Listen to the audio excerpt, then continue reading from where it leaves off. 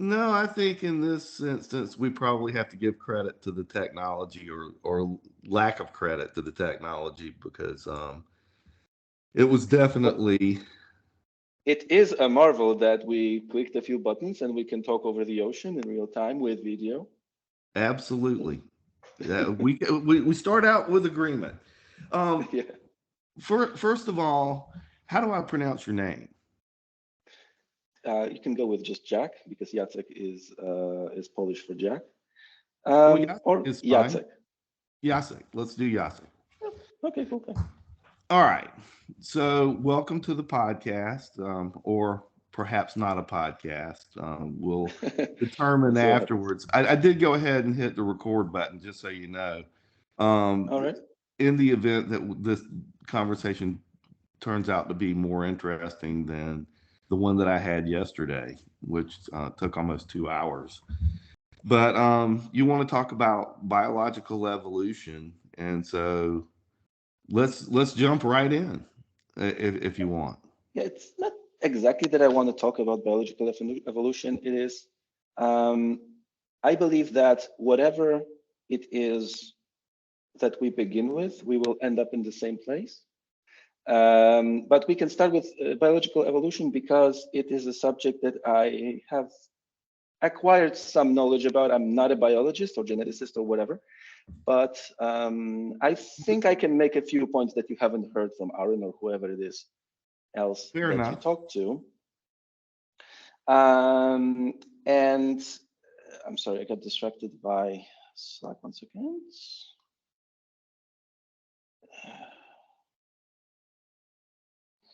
I'm sorry, give me just 1 second. I'm gonna No shut off worries at this all. And just for the application. record, if this does turn into a podcast, I'll just edit this kind of stuff out. It's only the Please. conversation part that will take forward. Just 1 second. I'm just going to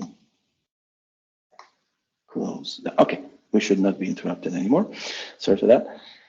Right. Yeah. So what I was saying is that evolution is a subject that I've acquired some understanding of. Um, and I think we can have a pretty interesting conversation there.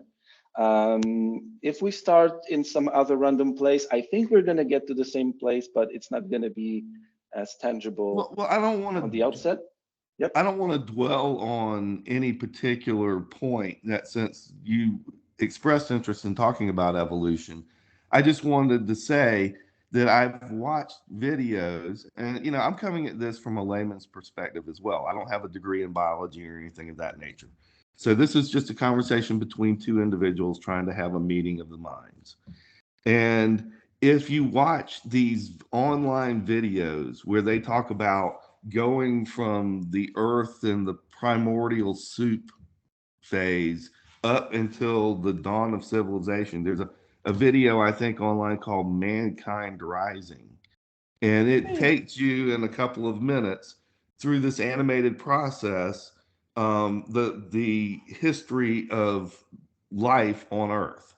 And they say in that video, if anything changed at any point in time, or if you could go back to the beginning and start over again, you wouldn't end up with humans. That Yeah. Okay. So there is a lot in there. So let's dive into that in a second. Um, Before we actually begin the main part of the conversation, I would like to make a couple of a disclaimer and introduce a definition because I'm going to be talking about the latter thing a lot. So first, I'm not a native English speaker, so forgive me if I have to make pauses to find the word or if I misspeak or something. Okay, it might happen a lot. I would appreciate if that wasn't, um, um, if you didn't like, for example, if I say something that just use the wrong word, you might feel offended. I didn't mean to. And the second thing is I would like to introduce a definition because again, my entire thing revolves around this. It's epistemology. Now, the dictionary definition of epistemology, which you might be acquainted with, is the branch of philosophy that deals with knowledge. However, I will be using the word epistemology in the way that I've seen in circulation, particularly in debates like those. And that is in the context of a personal epistemology, so your epistemology, my epistemology, and I would define it as the method that we use, either consciously or subconsciously or both, to assess whether an information that we receive, either somebody tells us or we hear or we see, we get some input from our eyes and we interpret it in some way. This is the method that we apply to assess whether the information that we received, our interpretation of it, is correct or not, right? So you hear something, you hear somebody say, I don't know, life started, 4 billion years ago in the process of abiogenesis, and you have some gut reaction that assesses this as true or BS or somewhere in the middle, right? That method that you applied, either consciously or subconsciously, is your epistemology. And I'll be referring a lot to this concept of how we assess things. Okay, so that was the definition I'd like to introduce.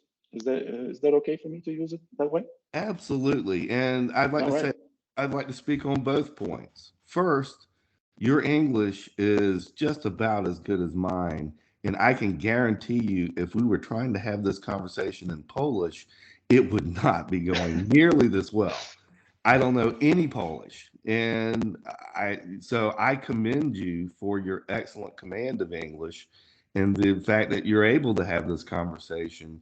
Um, I understand you completely, and there won't be any jumping to conclusions or, you know, feigned indignance that you used an incorrect word or anything. We're not playing games. We're just having a conversation. As Appreciate it. far as epistemology is concerned, I am with you on the same page. Now, what I would say is no matter what happens in the course of this conversation, I'm going to concede in advance there's virtually nothing that you could say that would persuade me that God does not exist. And that is because of my personal I can't say that word. My personal Epistemology. knowledge of and experiences and observations that I can tell you about, but I cannot share that experience with you. I cannot prove to you that that experience actually happened. I can describe it in detail, but there's nothing that I can say that will communicate to you what to me the most powerful tool in the toolbox of the scientific method is observation, far and away. If you can see something with your own eyes, then you know it happened. Would you agree with that? No, no, and but this is we will get to that. Really? We will get to that. Um, So but you okay, so hold on, hold on, hold on. We'll get to this. You are like you're holding this massive can of worms that you're about to unleash, and I would like to read the label first. So okay, you got into that. I love this. We will talk about this. This is the epistemology part that we're going to get to. We start with evolution and then we'll dive right into how we think about things. Great, cool. I love it. But before we get there, I wanted to skip this request, but given that you are so willing to talk about, why I'm unlikely to convince you, I would like to mention this. Now, I've tried to kind of phrase it in my mind a couple of times, and it kind of didn't go well. So please forgive me if I'm going to be mumbling a little bit. But here's the thing. Okay, let's have this conversation, not in the context of me just rejecting everything that you say, or me trying to deconvert you. Let's have it in the following context. First, I would like to understand something about your position. You are of the opinion that there is an all-powerful, all-knowing, all-loving God who wants to have a personal relationship with us, and he would like us to believe in him through all the things that he shows to us that should convince us that he exists. and so that we can end up in heaven, as opposed to being stubborn idiots and end up in hell. I Yes. mean, I kind of No, I no. added a I few. mean, I don't have any problem with that Okay, description. cool. All right. So here is my claim. An atheist making claims. Holy shit. Here's my claim. I am looking for truth as honestly and as open-mindedly as I find reasonable. I will present you very often, more often than not, evidence-based rationale for every claim that I reject. So basically, I'm going to be, this entire conversation will be me defending my own claim that I'm being honest and open-minded, but not naive, okay, about the God claim, all right? And I would like you, when we finish this conversation by the end, or maybe we have another, I don't know. But when we're done, and when you've, basically squeezed all information that you want out of me, I would like you to consider, was this guy honest? Was he honestly trying to address all of your points? And did he have a good reason to reject any of your points? I'm thinking about myself and whatever person, it doesn't matter. So what was I being honest? Was I being open-minded? And whenever I rejected something, did I have a good reason to, at least in my mind? Because the way I see it, if you believe that thing about your God that I said earlier, the way I see it, I'm coming, I'm opening my eyes, I'm looking all over around myself, and I'm doing my best to find a reason to believe in God. I have no way of convincing myself to something that I see, like, if it makes no sense to me, and if it is if it has terrible epistemology backing it, I cannot convince myself to it.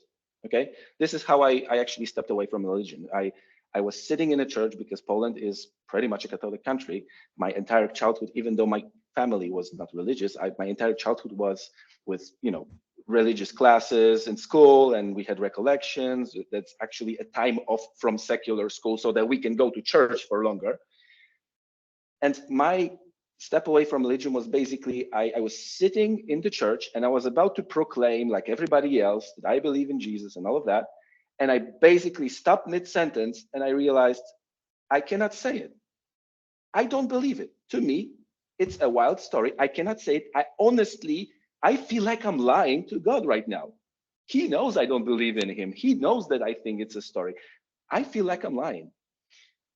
And that's when I basically stopped. Yeah. I was going to say, I commend you for doing that because you were being honest to yourself and to God.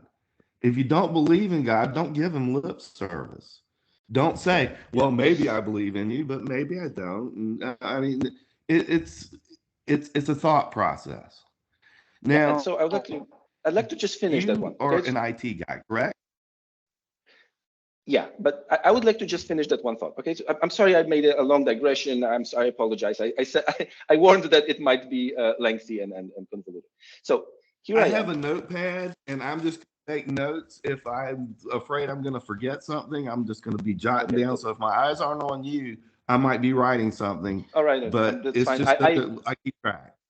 I applaud the ability to take notes. I totally cannot listen and write at the same time. If I try to write, I'm not going to hear anything you're saying. So I I don't know how I got through university. Anyway, so what I was trying to say is um, I am being as honest and as open-minded as I possibly can, trying to see the reason behind believing God, and I cannot. And here is the conundrum I have that I would like you to try to address or throw in your opinion about it. Okay? How is it that a loving, caring God who wants me to go to heaven created me destined to hell because I cannot make myself believe? I'm trying as as much as I can without being consciously naive and gullible. And every single time I reject a claim, I will explain to you with evidence why I think this claim requires me to be gullible or naive to suck it up. Maybe there was a wrong phrasal. And by the end of it, I hope I will have defended, or at least not given you a chance to defeat my claim that I'm being honest and open-minded, which means that somehow God created me incapable of believing in him, which means God created me to go to hell. No, How is God that gave you befitting of a loving, caring God? God gave you a gift, and I will explain that in detail. Yep. Now, I'm excited. The more that we speak, and the more I think about our dynamic here, I'm getting excited because you are an IT guy, right? You're a Yep. computer guy, so Yep. we speak the same language. Now, you contacted me because of my debacle of a conversation with Aron Ra, or however you say his name, All right. and it was not the most pleasant experience I've ever had. But in the course of that conversation, I made a couple of points, and one of them I explained information as a describing a byte as a series of zeros and ones. Um, Yep. it, I'm coming at this from an information guy, an IT guy's perspective.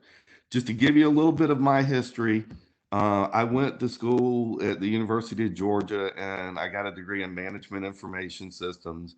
Went to work for a company called Burroughs that became Unisys. Traveled around the world doing what they called fly and fix software repairs. We wrote a product and sold it in Australia. It was supposed to be a domestic product. And when they sold it in Australia, they shipped me with the product, and I lived down there for about 6 months. It was Like downloaded from the it, cloud. I can see John coming from the cloud to Australia along with the well, software. in those days, as an IT professional, I had gone through school and all of the childish teachings of Christianity, young earth creationism, all of that kind of stuff went out, and I was this logical person. I made my living off of information and technology. And so I didn't really care if God existed, to be honest. I was a capitalist. I was enjoying life. And then I met my wife, and we had a couple of kids and started going to church just because that was taught in the Bible. But I wasn't a believer. I would describe myself now is an apathetic agnostic, but I was like one step away from atheism. And then one night, I decided that I didn't want to go to church anymore. And I said, I'm going to, and I apologize in advance for sharing my faith and experience, and I'm going to try to be as quick as possible in this. But it happened. I remember two verses from when I was a child, Matthew 7:7 and Revelation 3:20. And both of them talk about God being outside of this door and knocking on the door. And all you have to do for God to come into your heart is to open that door and invite him in. And I said, you know what? I'm going to go to sleep. I'm going to stay awake and I'm going to pray. I'm going to pray as long as I can. And I'm going to go to sleep and I'm going to wake up an atheist, or something's going to happen in the course of this night that led me to the point where we're having this conversation right now. So when that happened, I didn't develop a sudden interest in biology. I still was an IT guy. But then I had this experience that made me believe in God. Now, I'm going to take a step back before I go forward. Before I believed in God, I believed in ghosts because I grew up in a town called Savannah, Georgia. And Savannah is rather famous as being one of the most haunted places in America. And I never had any experiences. I thought ghosts were the cartoon character Casper on television, and I didn't believe in ghosts. And my friend Jim, who lived in an older house downtown or midtown area, his house was documented as being haunted. And I didn't know that the first time I went over there, but I was in his house and I saw something that defied physical laws that I understood them. I understand how electricity works, and I understand a two button switch, the old two-button light switches, where you push in one button and it audibly clicks into place. And the only way to turn the light back off is to push in the second button until it clicks. There is no intermediate phase. It's like a binary system. You're either on with one button or you're off with the other button, and they lock into place. And my friend turned off one of these lights and stepped away from the light switch, and he's standing where I can see both light switches clearly in my field of vision, and I see a button push in and the lights come back on. And I said, that was a really neat trick. How did you do that? And my friend laughed and he said, my house is haunted. And I said, yeah, right. Your house is haunted. And then I had several more years of experiences that were very similar in that nature that made me believe that ghosts, that some supernatural phenomena, some form of intelligence that was invisible existed. But ironically, I went off to college and then I put God off on a shelf and said, I can believe in supernatural ghosts, but I don't believe in a supernatural God, which to me, in retrospect, seems pretty stupid. But that was my mindset at the time. I was an IT guy, very proud of my own intellect, proud of my own accomplishments. But at the and I've been talking for a long time, so I'm going to get to a point where you can talk again. The I mean, I but I, I wanted to interject like 40 quintillion times by now, but I'm trying to be civilized. and I appreciate your patience. So let me just say, I've had experiences that you cannot possibly accept or understand because they are my experiences. But I read Young, and Young said, you know what you can't do? You can't say that my experiences weren't real. All you can say is that you haven't had the same experience that I have had. And I'll just say this: Matthew 7:7, Revelation 3:20. I firmly believe if you honestly seek God, if tonight you read those two verses and you pray and you say, I'm going to wake up again an atheist in the morning, or God, show me that you exist, I am going to bet dollars to donuts that something happens profound in your life. That's just my opinion. And now the floor is yours again. Okay. Um, so this is an awkward angle we're going to start with. So you're saying that you had some experiences that you could not explain. The light switch turned on, whatever. Uh, I have not had such experiences. In fact, actually, I had one experience where I was a kid. It was middle of the night. I woke up in the middle of the night. I looked into the corridor, and I swear I think I saw a clown. You know, the kind of demonic clown thingy. Um, I was a kid, right? So that was scary. But I have no reason to believe that it wasn't my imagination. I just woke up, you know, during like just moments ago, I was dreaming, you know, lying down, not experiencing anything, and yet my brain keeps producing bullshit. Okay. So to me, it's entirely possible that my imagination as a kid basically had a shortcut, and I just think I saw something. Since then, I cannot honestly say that I've ever seen anything that is supernatural in character. Um, in fact,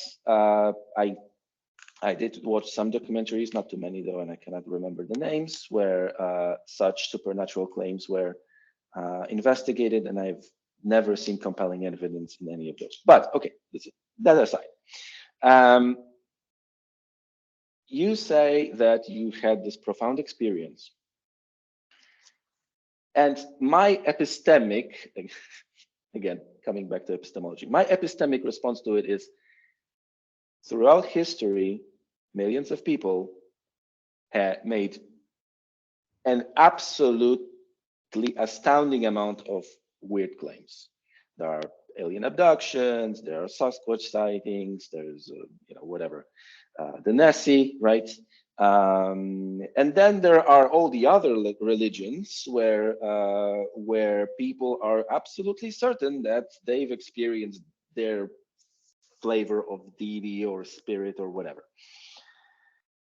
To me, what you've said is just a claim of some person that is of the supernatural kind. And if I were to believe you, I would have to give as much credence to everybody else. But they all just don't work together, right? I cannot believe you and everybody else because all of these things are completely contradictory to each other, right? They have a different God than you do. So what I have to do, to be honest and not gullible, I have to say, if I am to believe any of those claims, yours or anybody else's, I need more evidence. I need to be able to determine if you're correct or they're correct. To me, you're just different humans telling different things. I need a method to assess which one of you is telling the truth. Until then, I just don't believe you. And I haven't seen anything supernatural in my life. Also, so that's one thing. What you said does not move me at all. You said you saw the light switch pop. Have you heard of magicians? Have you heard of people walking on water for the show? Of course they do. Let me stop you there for a minute, okay? Yep. Because I have several points that I've accumulated that I'd like to make in rebuttal to this. I described to you my very first experience at Jim's house. I think I How old were you, by alluded, the way? I was about 19 or 20, Okay, cool. okay? Just out of And curiosity. I was old enough to know. And let me just talk to you about epistemic efforts that I believe in making. Because I do consider myself a very rational person, and I also understand, and I'm speaking to you under the caveat that I know there's not really anything I can ever say that's going to change your mind. The only thing that would change your mind, it would be for you to have an experience like mine. Now, I can't tell you, I could go and research ghosts or haunted places in Poland and that kind of stuff, and maybe try to tell you where you could go to have that kind of experience. But I think that's foolish because I didn't seek that stuff out, and I don't believe in seeking that stuff out. I've told you what I think is a very simple way for you to find out for yourself if God really exists. Matthew 7:7 and Revelation 3:20. Now, I told you about the first experience. I didn't tell you about my best experience. I had so many experiences in this guy's house over a period of several years that I became immune to reacting to stimulation. uh, Car keys would be hidden, and Jim would say, "Okay, we're gonna go look upstairs for the car keys that we know were right here on this counter a couple minutes ago. We're ready to go to the beach. So if you put them back down here while we're upstairs pretending to look, we'd appreciate it."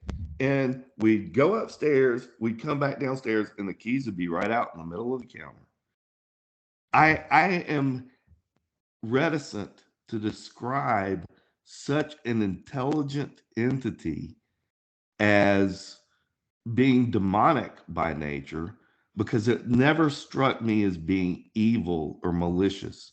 It was more playful and trying to, it was like a kid trying to, goose you kind of stuff. I'm going to tell you about my best experience, but I'm still not telling you Listen, about this to, let me stop you for a second, because you're giving me your experiences and I'm just going to tell you, I don't believe you that this is what happened. If I'm trying to be honest and I'm trying to be open-minded, does that house still exist? yes. Take a camera, put it on the bloody table next to the place where it was, where the keys were supposed to be, put another camera looking at this one, and then go play with the ghost. And when I see these keys popping up on both those cameras, like out of the air, I might give some You're credence to not it. going to believe me then. Then you'll I say will be much more in. it was manipulating the cameras. There's nothing that I can do other than you being in the room and observing with your own eyes. There's nothing I can say that's going to convince you that any of these experiences actually happened to me.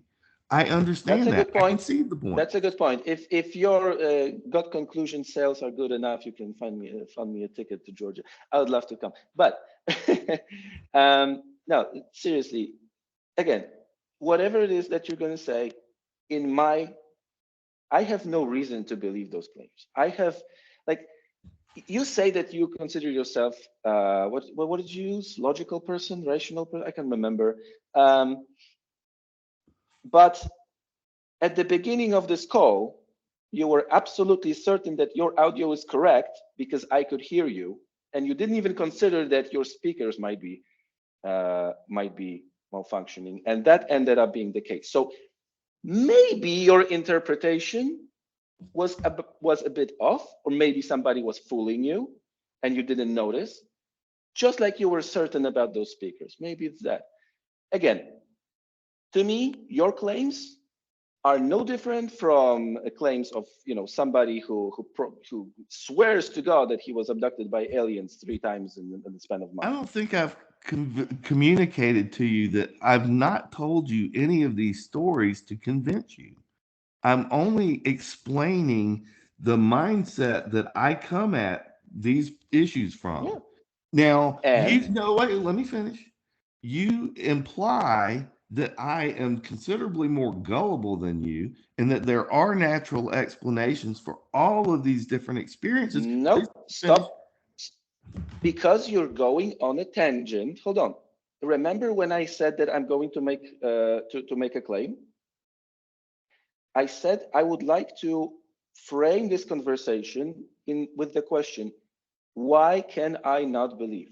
You're telling your experiences. I'm not saying that you're trying to convince me. You're saying whatever it is that you just said a moment ago was off the point. I am the person who wants to know why I have good reason not to believe you. Okay, that is all that interests me. You go believe your God. Okay, I'm asking, and I'm giving you real reasons from my perspective why I have no reason to believe you. Because from my perspective, what you're saying is no different to the guys who claim that aliens exist. So I'm not saying that what you experience you didn't experience. I'm not saying that you're lying. I'm not saying that you're gullible. None of that. All I'm saying is I have no reason to believe you, and here is good evidence that backs up my You my don't my have good epistemic. evidence. You don't have I any have. evidence. You have your opinion. Your opinion is that I am not telling the truth.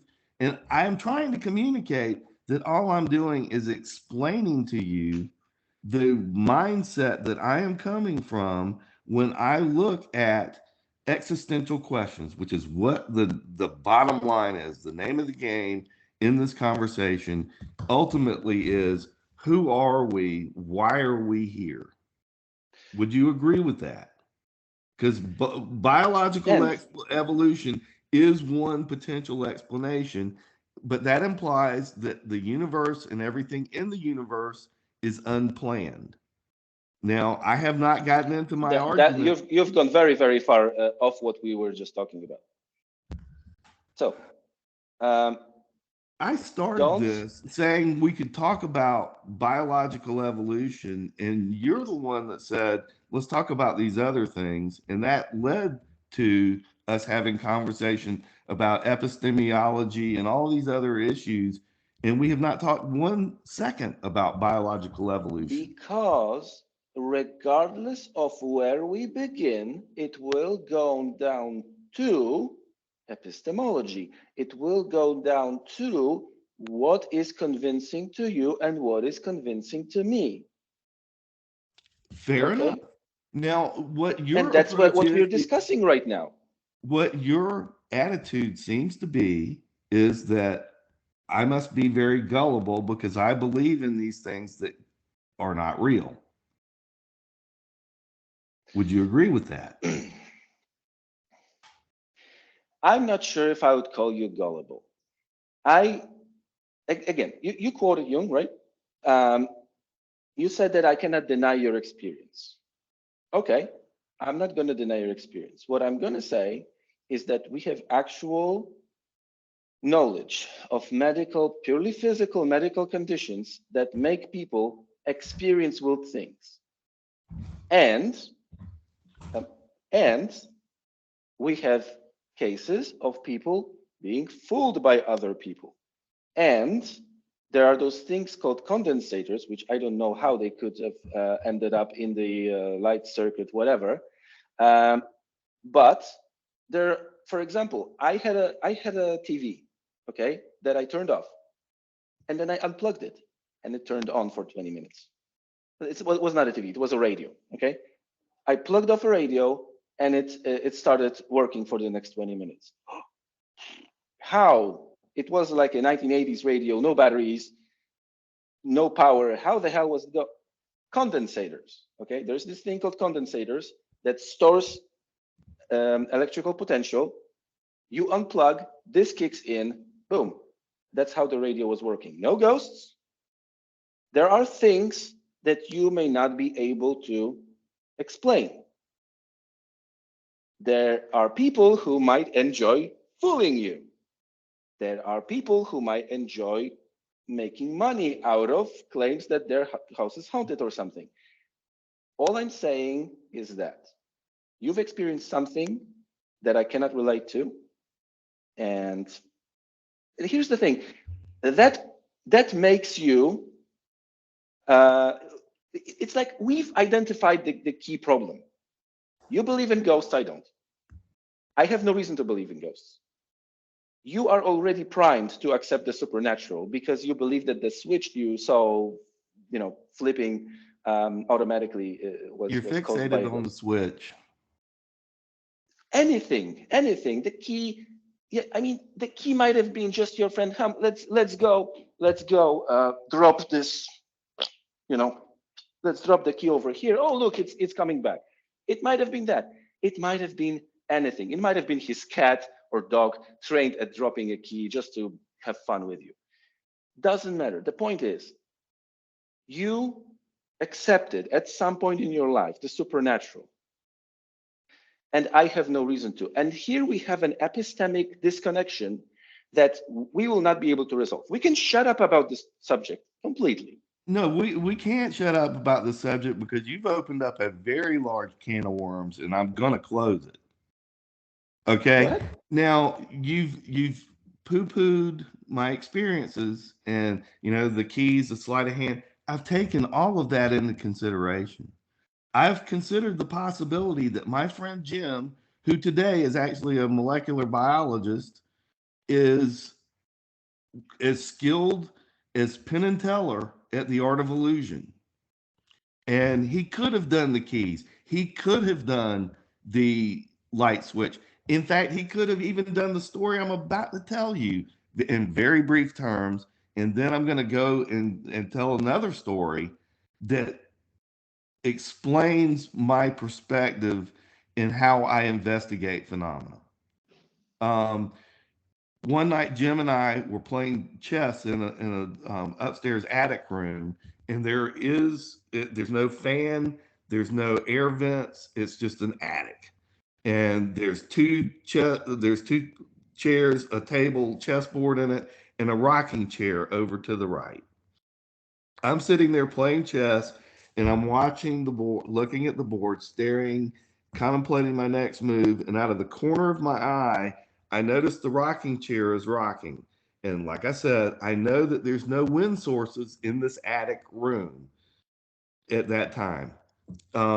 So my attention is distracted. I look over at the chair. It's rocking like just like someone's in this rocking chair, and then the arms quiver like someone is getting up and standing up, and then I feel a sensation of movement as whatever was sitting in this chair walked behind me and ran an invisible finger along my back from one shoulder blade to the other. Now, I had said I, I, you know, I didn't believe in ghosts. I grudgingly came to accept ghosts. I became to the point where it was boring to me. It was like stunts, childish pranks. That caught my attention because that was the first and only time I can ever recall something touching me and creating that physical sensation when I know that there's nobody there. Now, let me jump ahead to my apartment in Atlanta years later. I've flown back from Hong Kong, Australia, someplace like that. I'm exhausted. I come into my bedroom and I lay in bed and I go to a very deep sleep. I wake up hours later and I'm very disoriented because I've been doing a lot of international travel.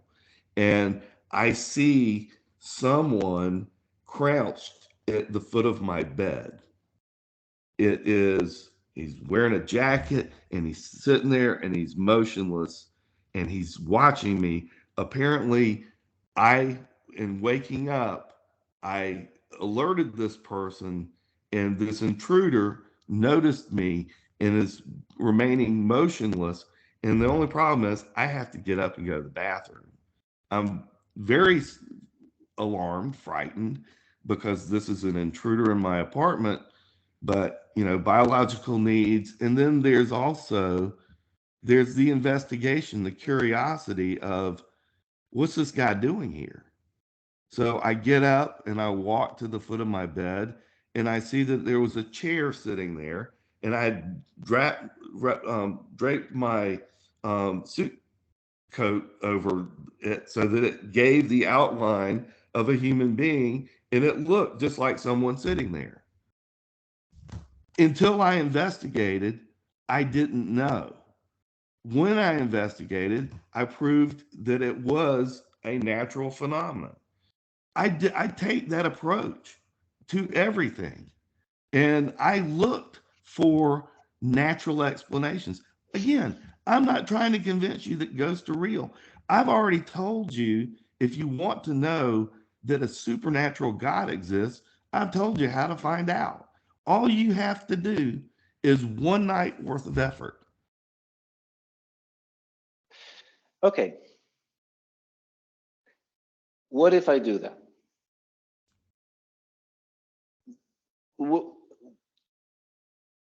I'm going to do it with all honesty.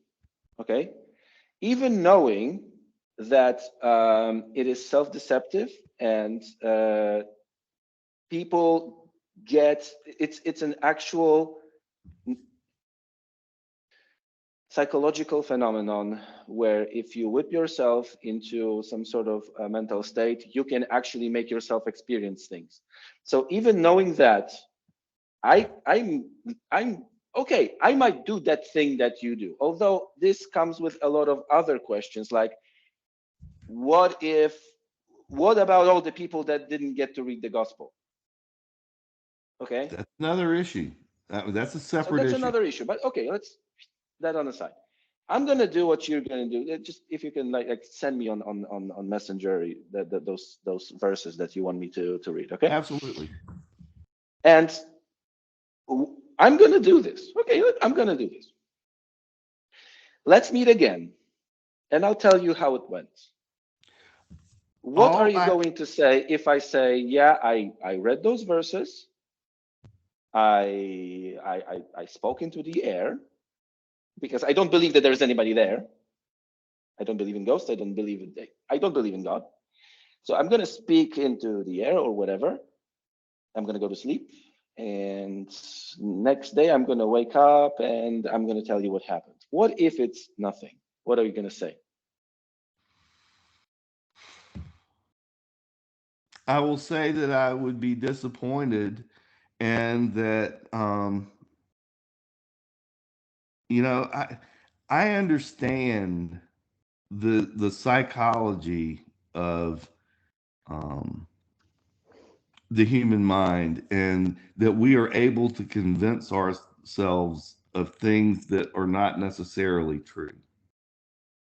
I do understand that. I cannot Not sure. Okay. believe that you could sincerely and truly, you don't have to say, God, I know you exist, but you have to allow for the possibility. And if you allow for the possibility, I do I am believe. allowing for the possibility all the time. That's why we're talking. That's why we're talking. But I am not going to whip myself into some sort of meditative state where I am susceptible to suggestion just so that I can accept your flavor of supernatural. I mean, it's known that you can get physically brainwashed. You just have to subject yourself to some sort of sensory deprivation with some sort of chemicals, whatever, blah blah blah, and you can experience anything you want. And that can. There was a guy who tested how long you can go without sleep. Um, it was a show made around it. I think he didn't sleep for like 7 days, and then he collapsed for 3 days. And when he woke up a different person. I mean, his name was the same and so on, but his character changed completely. By just not sleeping, he changed his character. So I, you're telling me, open yourself to God, like open for the possibility. It sounds to me like do what you can to accept the claim. And I know because I know a little bit about psychology, about neurology. I know that it's possible to make yourself susceptible to claims that aren't true. It's possible to persuade, to brainwash somebody. Why would I subject myself willingly to a maneuver that suspends my logic, that suspends my rationality, and make myself susceptible to potential bullshit? How is that not being gullible? You're essentially asking me, go have your brain washed, come back and tell me what you believe, but in a very mild term, right? How, If how that's the can I way do that you that? want to look at it, you can. I mean, I'm not going to tell you that you cannot look at the world from a strict materialist worldview. But if you do, you can't trust your own thoughts because they're Listen, just chemical reactions. what I'm doing is I'm observing the world, and I guess this kind of requires a little bit of a bigger sidestep. By the way, it's we are an hour in. I can still stay on for a while. Not sure. How about you? I can go for another hour or two. I've got a Well, dental. maybe not 2 hours, but let's keep going for a while, and I'll let you know when I have to drop. So where was I?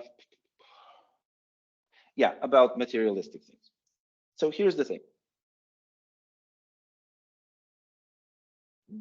Do you know what the scientific method is? It's going to be a digression, but it has a point.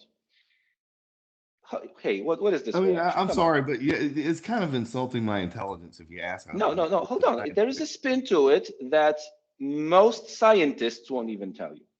So, okay. So I guess just maybe in a few words, what do you think the scientific method is? And I'll tell you how I look at it from a completely different perspective. I bet that's not the way you look at the scientific method.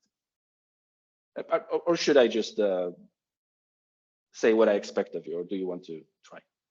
Oh, by all means, speak on my behalf. No, I'm asking you to, if you want, but if you don't feel comfortable, then I know what the scientific method is. It is identifying a problem, and it's applying a set of procedures and methods to gain information so that you can determine whether the original thought was valid or invalid. yeah, okay. Yeah, I mean, there are people who would nitpick on that. I'm not gonna. Do you know how the scientific method achieved its current form? These methods, because the methods are, you have to form a hypothesis. The hypothesis has to have some requirements like predictive power. Then you do some experimentation. Then you write a paper, share it with people. That's peer reviewed. There's all the other specialists in the field I have to have verify, and issues with only every when. I have issues with every step in that process, including peer review. What do you If mean have issues? I mean, there is a methodology that is coming from the natural sciences that basically excludes God from the equation and That's what I'm getting forces to. forces That, him out so that there is no room for God in science. The problem with that is science does not explain the world. It does not explain existence. It does not hold explain on, experience. hold on. You're getting to where you're getting to where I'm getting at without the necessary steps in between. So the scientific method currently, because the scientific method is still evolving, and I'll explain how. The scientific method currently has all these steps, and now what I see when I look at the scientific method is how it got there. Okay, how it got there, and the scientific method is the result of a 2,500-year-long experiment in figuring how the universe works. About 2,500, give or take, years ago, people started making claims about how the universe works. Like, I don't know if it was Aristotle or Plato said that, heavier objects fall faster than lighter objects. People started making claims about the world. Religion started making claims about the world. The world is flat. The world was created in 6 days by whatever. And to to try to prove these claims, these people, because about since then we have some robust amount of notes of written records. We have their rationale. We know what those people claimed, and we know how they argued that they are correct. And in retrospect, we can look at the results. So we know what they claimed, we know how they argued for it, what kind of arguments they made, what method they used to argue for it. And with the perspective of time, we can tell if they were correct or not. And here's what this experiment told us. Faith, this is going to be triggering. Faith, and these methods, right? These little things that you apply to verify whether information is correct, they're like parts of an epistemology. I'm going to call them epistemologies. Those are little methods that you apply to check if something is correct or not. So what we see, what I see, again, this is how I'd like to frame it. I am being as honest and open-minded as I possibly can, but I cannot accept something that I know is bullshit. So history shows us that faith is a bullshit epistemology. I'm not saying that what you believe is bullshit. That's not what I'm saying. Maybe you're right, and I'm going to hell, and you're going to heaven. Good for you. What I'm seeing is that over whatever thousands of years that we have different religions, we have accumulated tens of thousands of contradictory sects and versions of different religions. Particularly, every single possible claim was made by now.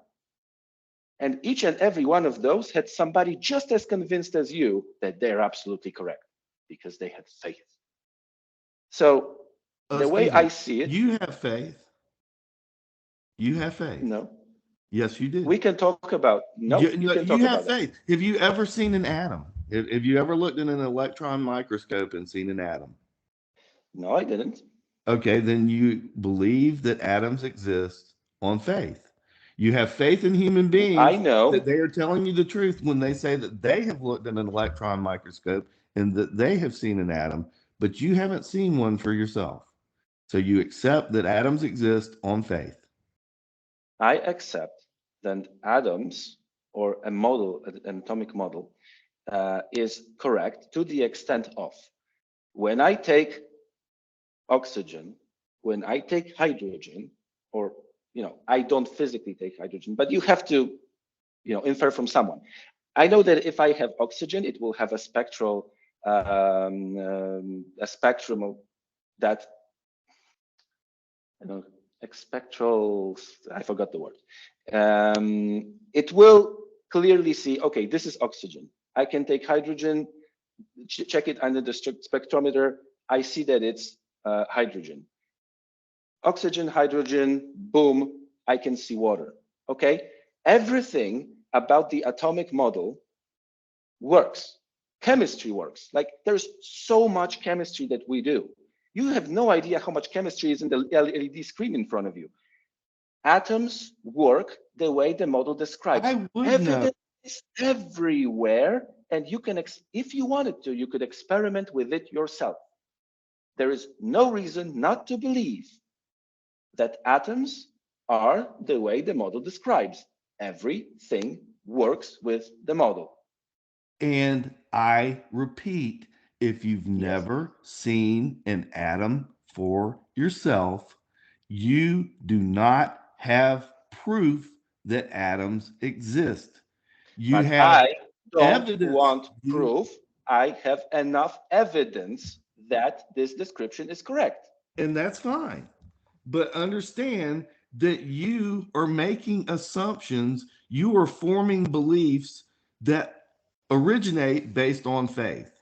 There is no way that you If can there's no way that you can say that you understand the world's history without looking at evidence that was accumulated by people that lived in past generations and brought to the current level of knowledge base that we have today. that is in relation to what? To my claim that faith is a bullshit epistemology? Is that what you're referring to? I'm referring to the fact that kind of lost my train of thought there for a second.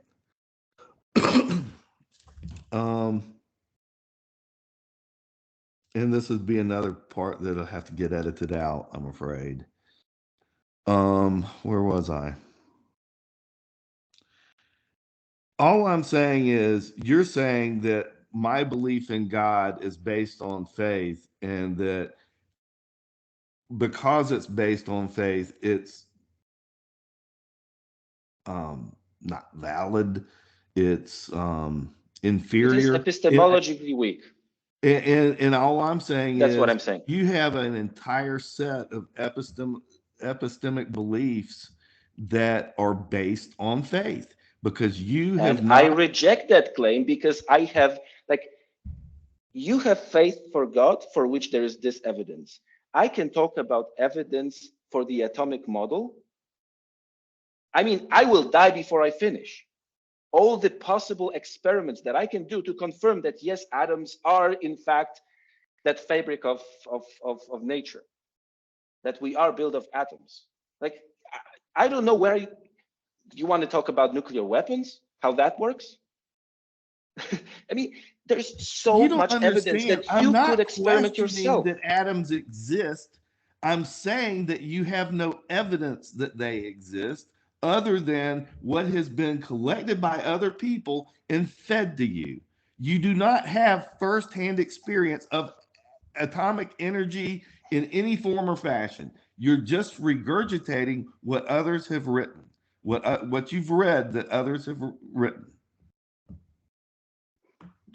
You're saying that if I take the atomic model if I draw a conclusion that is within the physical theory of the atomic model of how matter works. If I take that and I run an experiment that confirms this, I will not get what everybody else is saying I will. Are you saying that I No, cannot run an experiment? no, no, no, I no. will. So I have reason to believe in that model. I have good reasons. Yes, I have not seen an atom. Okay, I have not seen an atom, and so you didn't see God, but that's not the point. I can run experiments. I can run experiments about atoms for the rest of my bloody life, and not once will that model fail me, because I know that thousands of people, if not millions, have been experimenting with the very same thing, and they always got the same result. I have evidence. I have reasons to believe. Sure, I have not seen the atom, And you but don't if think you, I have evidence and reasons to believe? I think I have an that there are, entire book full of evidence. if your book is, I saw a switch flip and I don't know why, then I'm sorry, I'm not buying it. You, on the other hand, should buy the atomic model if every single possible conclusion of that atomic model is verifiable, testable, experimentally. I reject wholeheartedly the idea that somehow my faith in what I could test for the rest of my life and not get a single bad result, not a single one, is the same level of faith that you have in whatever it is that you believe. God, flood, 6-day creation. I don't know what flavor of Christianity you are really, because we haven't got into details about that. But there is a book, okay? You have a book written by some people a long time ago. If somehow this book vanished from the world and from everybody's memory, Christianity would never come back to its own form, because that book had a lot of claims that nobody right now would come up with. Okay, nobody right now in their sanity would propose, I think there was this guy who, died, and 3 days later he appeared and started talking and teleported and then flew into the sky. Everybody would be like, what? You sure? But the atomic model will reappear, because as people come out of their coma and amnesia and start figuring out how the world works, they will notice that oxygen and hydrogen put together combine that, and they will start drawing conclusions, and they will get back to the atomic model, because that's how reality works. That's how reality proves to us that it works. It is a reason-based, evidence-based belief. You didn't see the movie The Book of Eli, did you? Enlighten me. It's a dystopian, futuristic movie where it's a hellscape Earth after nuclear war, and there's this guy walking through, traveling, um, played by Denzel Washington, and the bottom line of the story is he's carrying the only Bible that remains in existence after there were these wars to get rid of the Bible. And then somebody played by Gary Oldman decided that he was going to steal the Bible, and found out that the Bible was written in Braille because the traveler I was think I've blind. actually seen this. Yeah, because Denzel played a blind And person, in and the yeah, end okay, of the movie, the Bible, I think I've seen the this. Braille Bible was destroyed, but the traveler knew the story, and he was able to reconstitute the Bible even after there were no Bibles left in the world, because he knew the Bible by heart. And there are people, I'm not one of them. I couldn't quote to you every verse and every Okay, chapter in the Bible, but there are people that can do that. There are people that read the Bible every year. so you're So hold on. You're challenging my claim that humanity that somehow lost all of its knowledge about physics would come back to the same model, because that's how reality works, and that's how that's what all experiments produce. Note, when I say experiments, reality, I mean the creation of your God points us to these answers, because that's how his reality works. Your God created the universe to work exactly like this. And we figured that out, and we have consistent results. Every nanosecond that you look at this screen and these pixels over here behave like they should, that is because particle physics works the way it should, and quantum physics also as well. But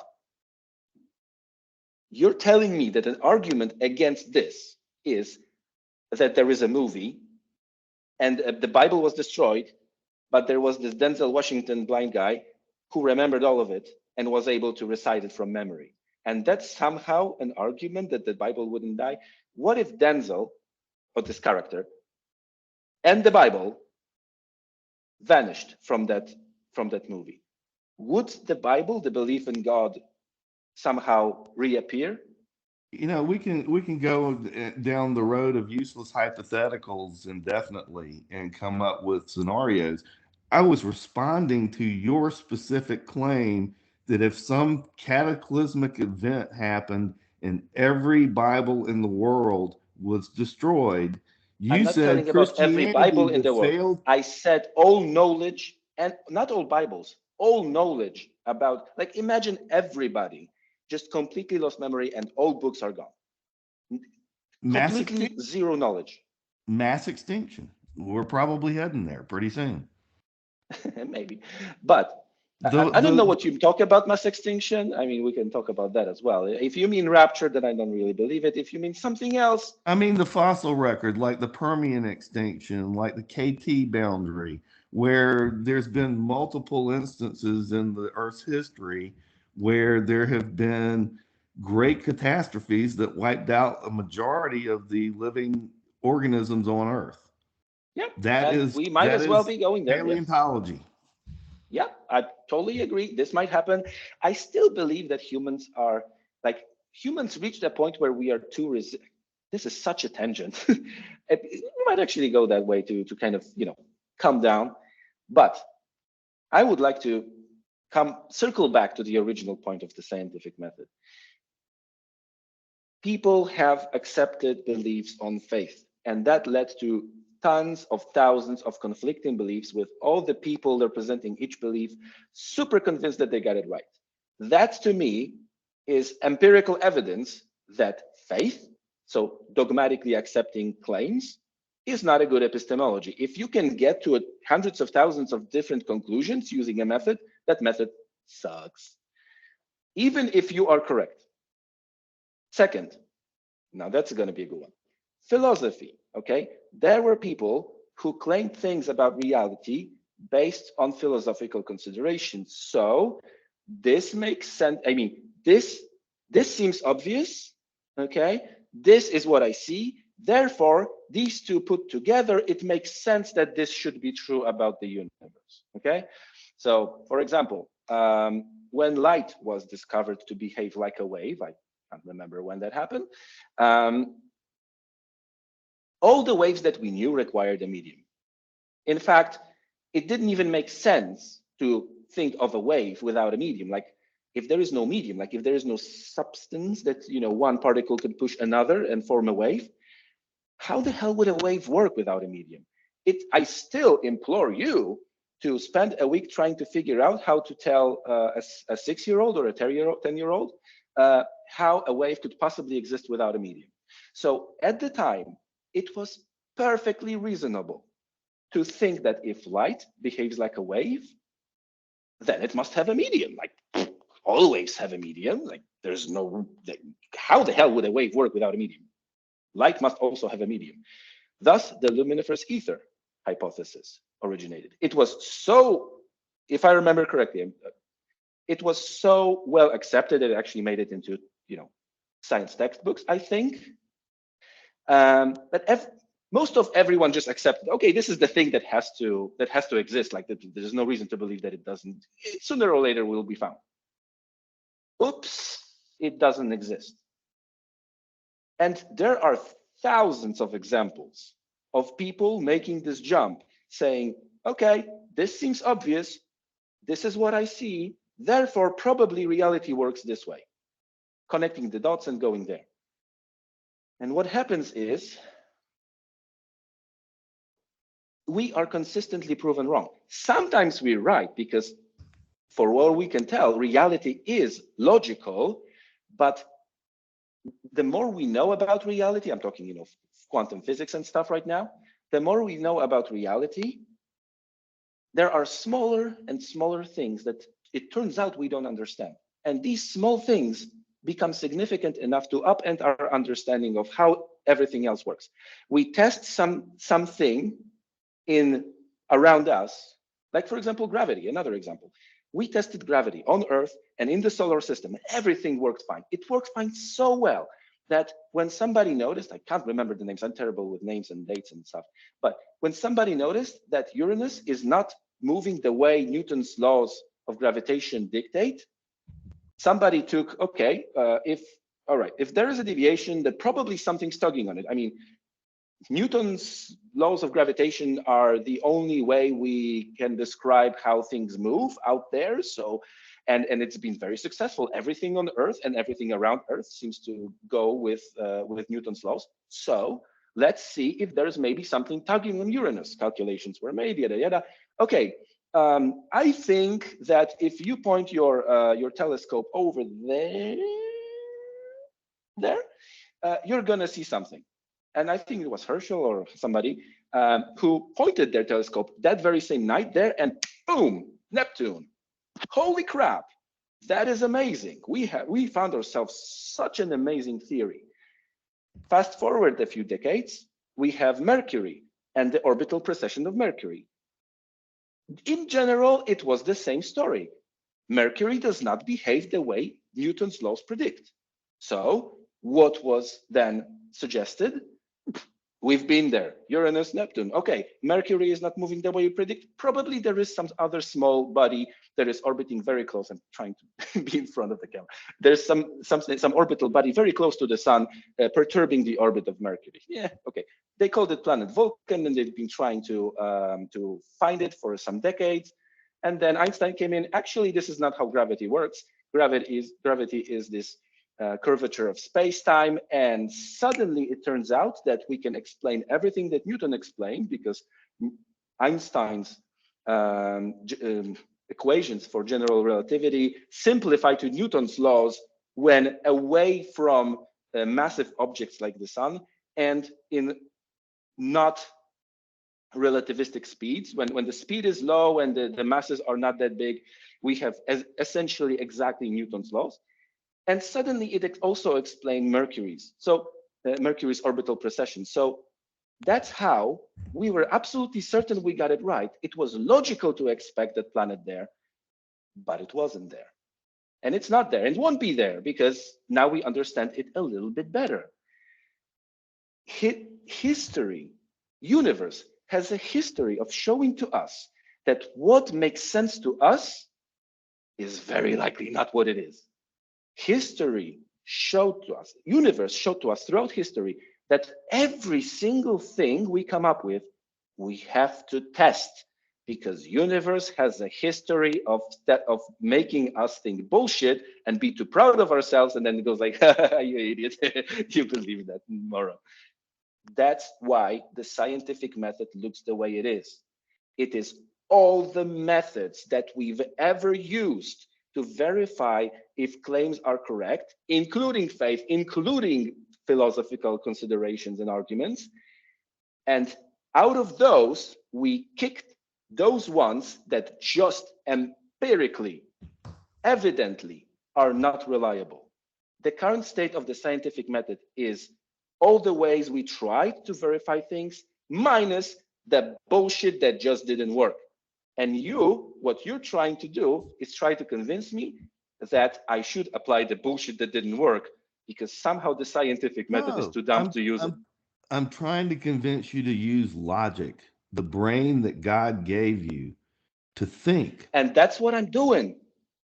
I'm seeing how the universe that your God created fooled us once, twice, 1,000 times. And what I'm doing is I'm using my intellect to say, I'm not falling for that shit again. Plato fell for that shit again.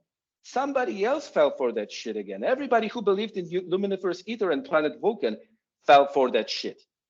I just don't want to repeat their stupid mistake. I just know that whatever it is that makes sense to me, there is a lot of stuff that makes sense to me. Like, if you want to ask me how I believe, like how I think, or what my logic dictates the universe should, I'm going to say that dark matter is bullshit. But I know that until I verify my claim, it's just something that makes sense to me. And I'm not going to say that this is correct. I know that if it's logical to me, universe has zero, nil, nada.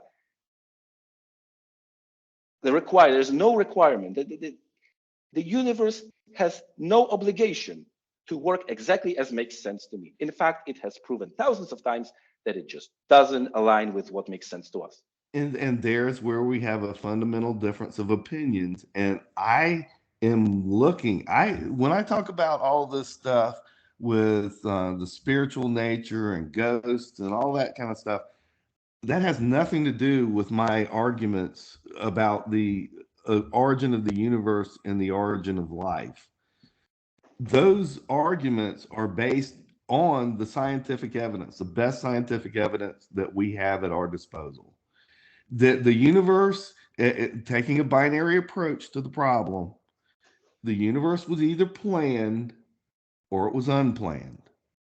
If it's unplanned, then you have to take into account all of the improbability calculations that are done by Sir Roger Penrose. No.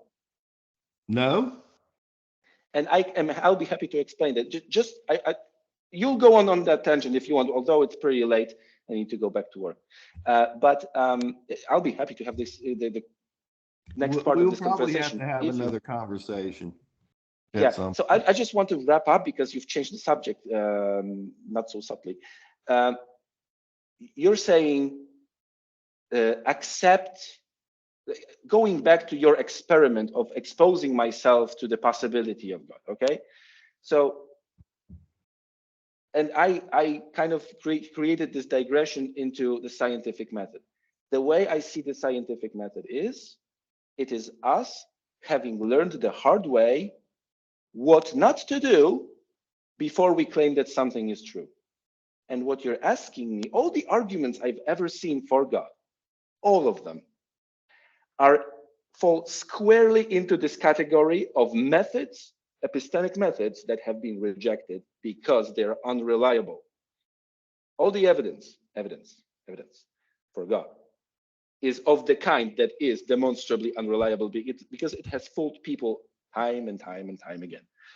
So in order for me to accept any of this, any of it, including your method of exposing myself to the Bible and praying, which I know is a method of self-brainwash, and there are experiments on that. So me doing that is already me suspending my rationality. All the evidence I've ever heard, including what you're saying, is of the category that I know doesn't work because we've been through that over the last 2,500 years. If you're going to convince me, and I know that's not what you're trying to do, I'm just as I said at the beginning, right?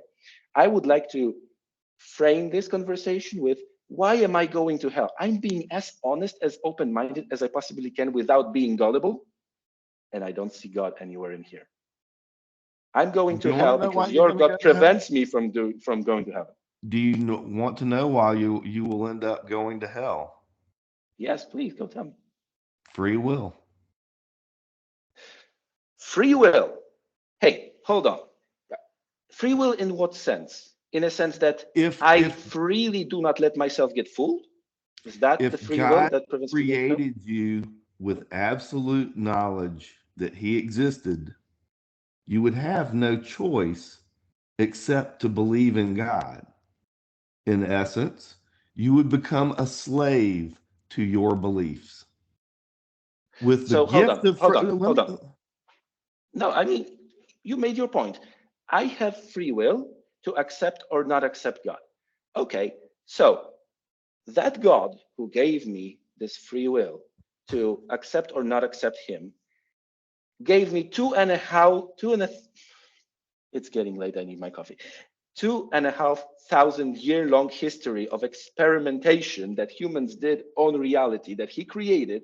And it is nothing but empirical evidence against adopting the claim of his belief, because everything that he has going for, this claim has going for, is the stuff that he himself, through his creation, made so that it proves to me I shouldn't buy into this shit.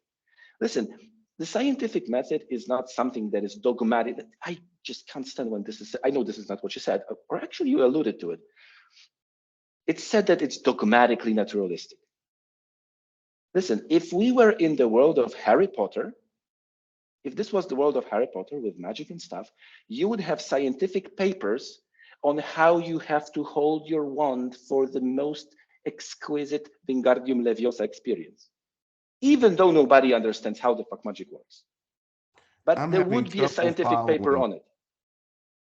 I'm having Sorry? trouble following the analogy of using a clear fictional character and creating a universe where What I'm saying is, if physical laws apply. if there was magic, supernatural, whatever, to any extent that it can be verified, science would be doing this by adopting the scientific method as a result of our hard lesson in how not to think, to not get fooled.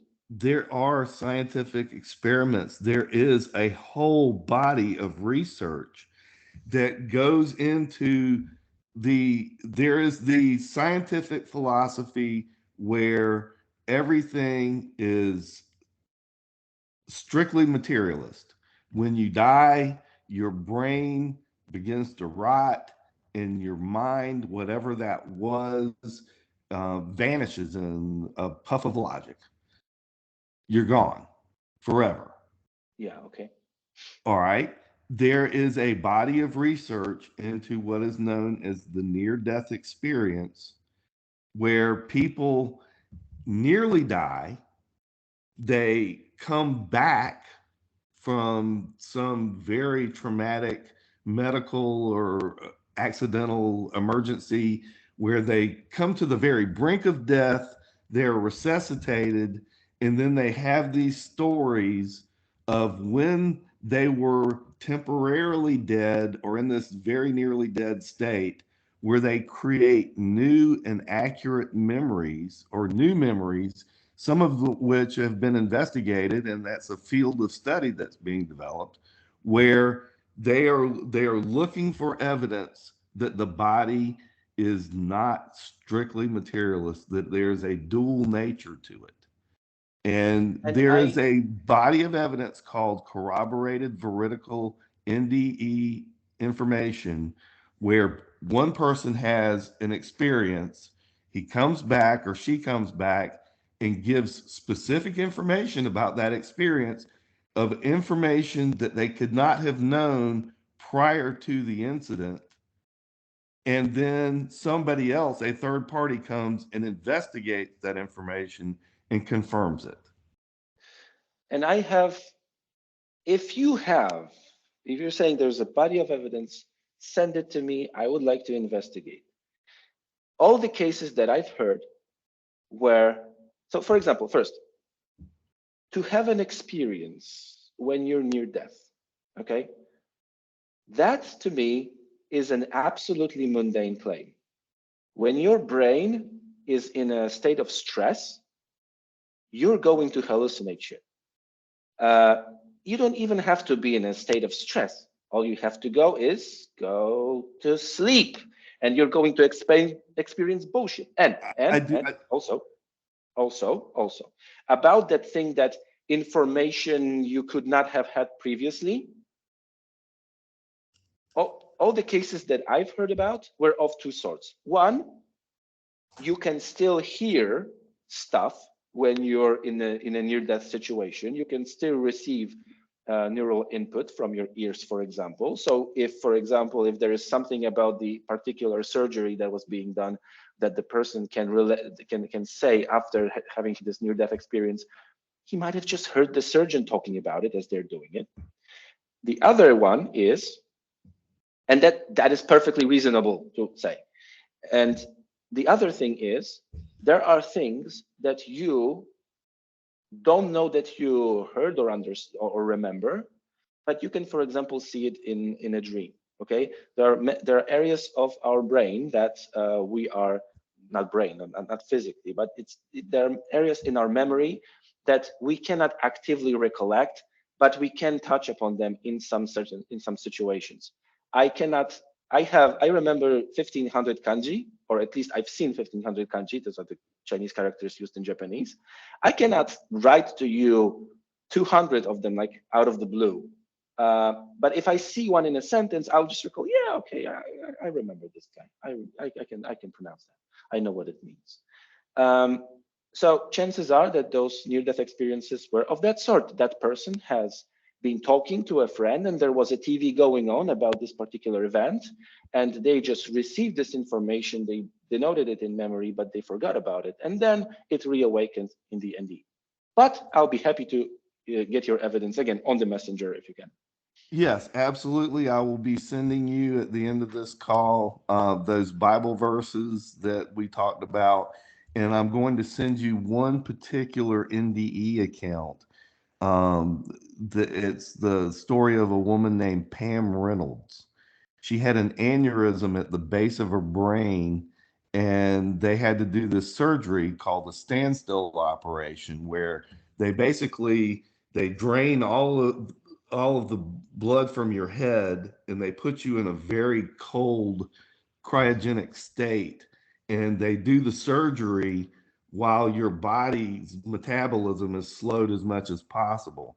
And during the surgery, she had nodules in her ears that were making clicking sounds to deliberately distort so that she could not hear any conversation, and her eyes were taped shut. But in that state, when she was heavily sedated and in that operating room, she had experiences that can only be described as remarkable. And if they're true, and some of them seem to be verified by the surgeons who were in attendance, they're impossible to explain by naturalistic mechanisms. Again, I would like to have a reference to an actual scientific paper on that account. I looked up this name, but I didn't see anything particularly interesting about it. But maybe in that source that you cite, it's going to be reputable enough for me to consider this as an option. Now, yeah, I mean, there is a lot I would like to go on about, but I really need to wrap it up. I I will be understand. very happy to have another iteration of this. Um, you did touch upon the unlikely events in the history of the universe, like the Big Bang, hyperinflation, abiogenesis, and all that. Uh, I have a particular take on that, but wrapping things up, it's actually amazing how I warned you ahead of time that whenever we start, we're going to end up with epistemology, and then I'm going to interrupt, and that's essentially that's essentially what happened from start to beginning. I was super surprised how quickly we got there. I thought that, for example, we It has might. been an unpleasant experience at all. I mean, I've enjoyed this conversation with you. Yeah, me I too. I mean, don't I don't expect that we've got anywhere close remotely to reaching any sort of agreement, but oh no, sure. we were mutually respectful and listened to each other, and I think it was productive. I tried at least. I know I've been cutting you in a few times, and you did this a few times, but that was because I knew that you are going in a direction that is like you're building on something that has no relation to what I said. So I wanted to stop this from growing into an hour-long digression when I was addressing something else entirely. So apologies for the situations where you had to grab your No, head. no, no, no. No need for Um, apology. Like I said, it was a very pleasant conversation, and I enjoyed speaking with you yeah, and immensely. thank you very much as well. And if I could please be allowed to leave you with a homework, next time tell me where I was dishonest in my approach to my epistemology, in You how were. I, in that case, I'll be happy to continue the next conversation with why I'm going to hell and why it's fun, because Well, that's the conclusion. again, it's your choice. I don't mean to be blunt or anything like that, but God loves you so much that He's given How? you. By feeding me evidence that he doesn't exist? It's How is how you're how does that work? interpreting the evidence, and you're interpreting the evidence incorrectly, my It is friend. direct evidence, empirical evidence that says if you think this way, you are making yourself vulnerable to being fooled. Because look at all these people who got fooled exactly this way. God created the world to prove to me that the way you're telling me to think about God is a way to get fooled. How can I W- honestly adopt this belief? Impossible. would it shock you if I said that God did create this world just for you? Yeah, I mean, shock. I might sneer.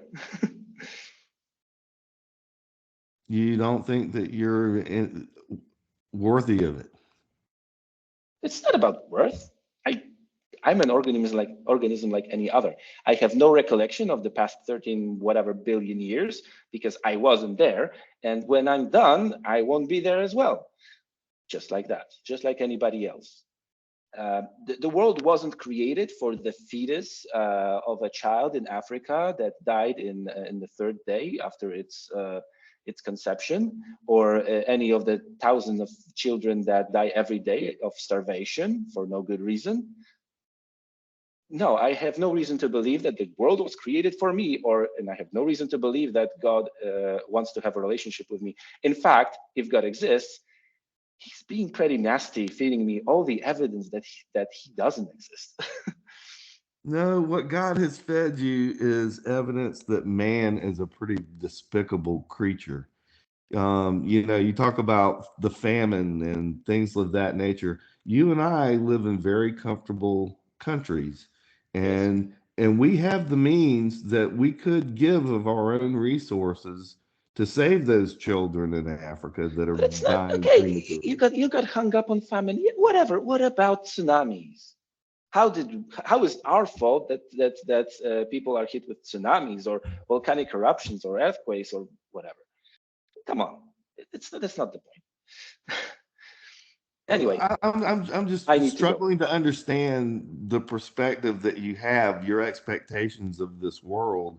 It seems like you expect this world to be heaven, where nothing can I ever go wrong, nobody ever dies, there are no absolutely not. No, I earthquakes, mean, there are no tsunamis. what I'm expecting is if God expects me to believe in him and he's all good and all powerful and all knowing, he should at least give me a reason he created me with my level of skepticism.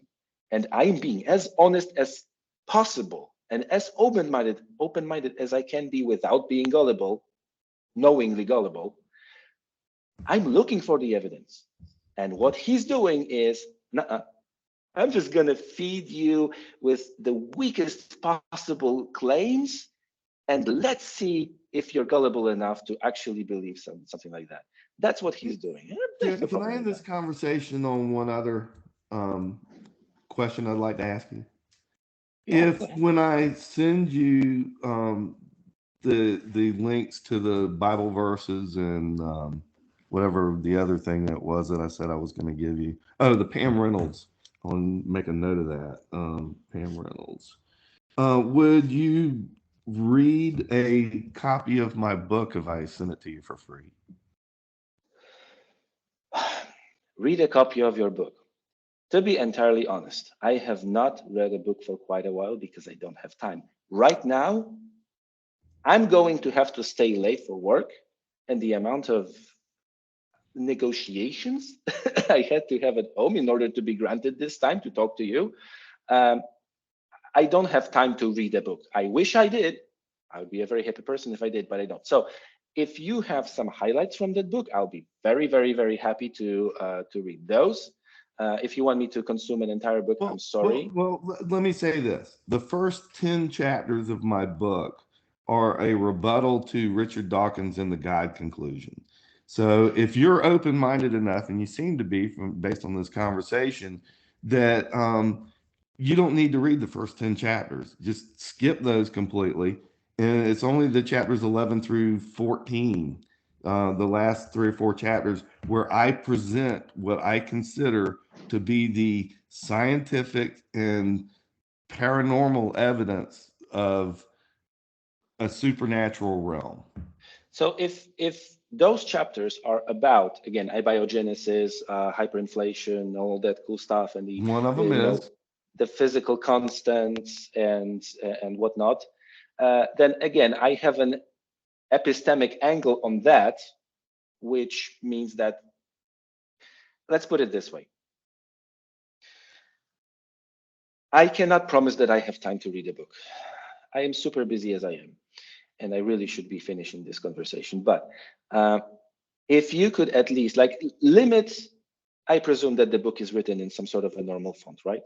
If you could tell me which 20 pages to read that highlight the gist of what your argument is, or if you can just highlight them for me as bullet points and tell me where they are in the book so I can refer to details if I need to.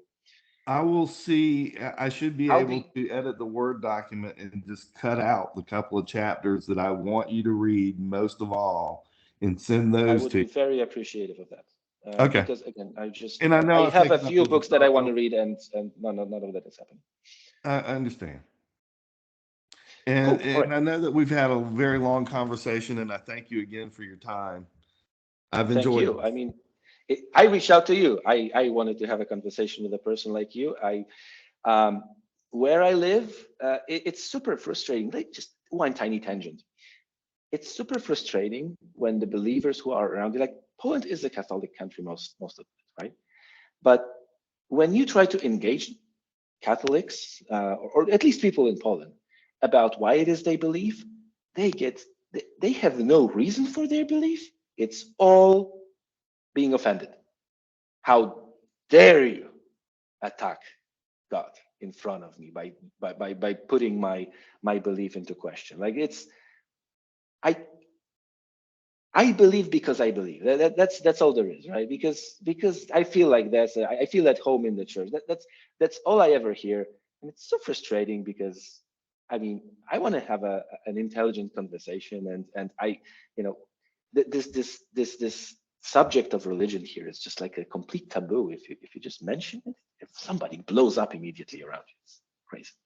Unless they're atheists, then they're just it's just an echo chamber. But I'm not interested in echo chambers. I want to confront my beliefs with your beliefs, and the lack of options that I get here is just annoying. All right, sorry for that tangent. Anyway, I'll be happy to have this conversation again in a week or two, maybe, depending on how much more homework you give me. And yeah, I've had a blast. It was the first time when I got a chance to have a conversation like this, and I hope I get to do that again. I hope so too. I'll look forward to it. Well, thank you, And John. was it any more pleasant with than the discussion with Aaron? Oh, night and day different. This was Okay, this was very enjoyable.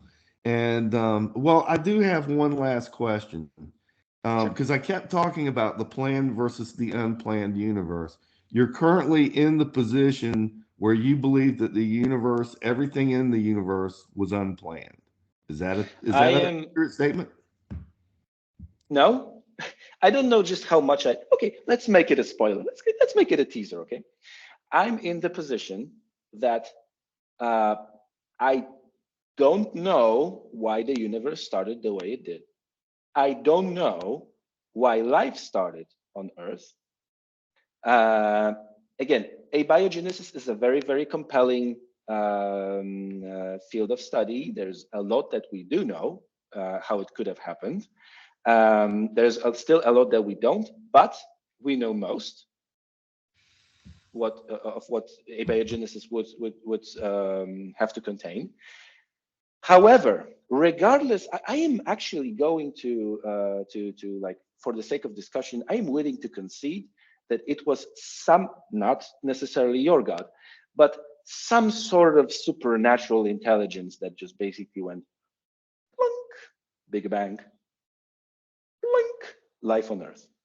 And from that point onward, I have very good reason to believe that there is nothing but evolution responsible for everything else that happened. Okay, so that is my position. As for the unlikeliness, my position is from the statistical point of view, probabilistic point of view. Do you know what survivorship bias is? Survivorship bias. Survivorship bias. Do you know what that is? I've heard the term. You'd have to refresh my It's memory. when you make a claim. Then I go continuing when I should be finishing. It's when you make a claim about the nature of the experiment based on a non-randomly selected subset of results. So for example, I sent some surveys to people asking if they like to fill surveys and if they want more. And all the responses I got are, yeah, we like filling surveys, give me more. What is the conclusion from that? Well, the natural conclusion would be people like surveys. What if I told you that I sent 1,000 surveys and I got 2 answers and they both said that, yeah, we like filling surveys? What is the conclusion now? Probably they just ignore your email because they don't like filling surveys. That is survivorship bias. And tell me, what is the probability that you're going to read a survey that the survey result that somebody doesn't send you because they hate you for spamming? 0, right? Mm-hmm. That's where the survivorship bias comes from. What is the probability that an intelligent life form is going to spontaneously appear in a universe that does not sustain life and say, yes, just as expected, a shithole that cannot sustain life? Noted, life. How likely is that? 0. So us making any judgment on the probability of what happened in the distant past, about how universe started, about the inflation, about the cosmic constants, about abiogenesis, all of that, this is just textbook survivorship bias, period.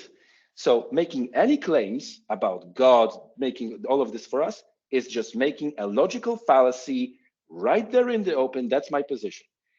I cheerfully I'll be admit happy to talk about it. I cheerfully admit that I have my own biases.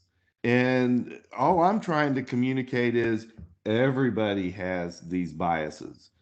And what I'm going to try to communicate is that I'm fighting them actively, trying to be as honest and as aware of them as possible. I really need to go. I'd love to continue this next time. Thank you very much. Thank you. Have a good day. Goodbye. Bye.